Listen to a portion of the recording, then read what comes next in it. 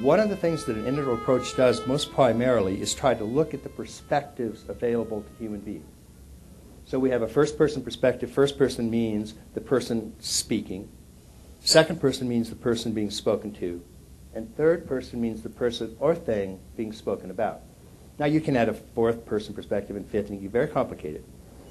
One of the things that we do to get really complicated is say that you can have a first, second, or third person view of a first, second, or third person view of a first, second, or third person view.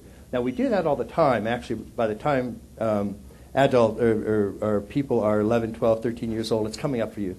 So you'll get this third, soon. First, yeah. second, third. Can we follow that? First, yeah, third, yeah, first, second, right? Okay, got it. If we say something like, "Oh, I just met a girl. Do you think she likes me?" Now that's already taking a third-person view of a second-person view of a first-person view. We do it all the time. We take these perspectives all the time. Now what we found in an integral approach is if you just simply take all of those perspectives, you can generate a map that shows how they all relate and in fact allows all of these different methodologies to occur. Science tends to be a third-person view of a third-person view of a third person. So it's a very, very impersonal kind of approach. What Genpo Roshi was doing when he started is a first-person view of your own first-person awareness, and meditation and contemplation tends to do that. So we don't, at the beginning, make any judgment about whether something is right or wrong. We just say, here's the perspective that sees it that way. And once you do that, you end up inhabiting or allowing all of these different perspectives to arise. And as a spiritual practice, it dawns on you that these are all perspectives that God's taking.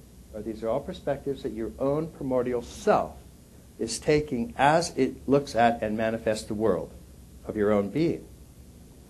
Now, we're talking about, in a sense, the relative world for a moment, why something bad happens to this finite thing. And I don't want to just jump too quickly into, the great perfection, well, it's all happening as it should be happening and so on.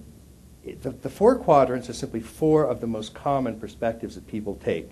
And Diane mentioned them as I, we, it, and its.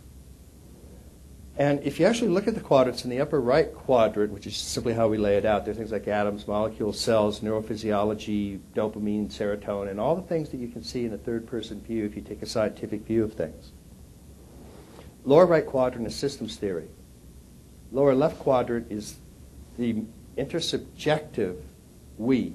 Now this we actually is extraordinary. It's probably of I, we, it. We is the most amazing, absolutely amazing perspective that we can have. Because somehow if we're talking and I say, do you understand me? You say, yes, I understand you. So we understand each other? Yes, we understand each other. Somehow perspectives overlap and agree in a way that we both agree that they do. Now that we is extraordinary. God manifests in all of these. But you can particularly look for God in the we, because it's a miracle of just absolute astonishing proportions.